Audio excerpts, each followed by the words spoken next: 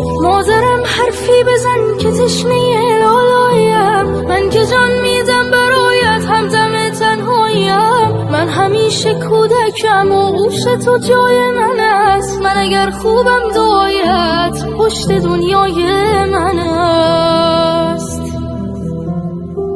بوسه بر دستان گرمت میزنم شاه دلم، با حضورت خانه روشن میشود ماه دلم. هرچه میخواهد دلم پیش تو پیدا میشود، این همه خوبی چجوری در دلت جا میشود.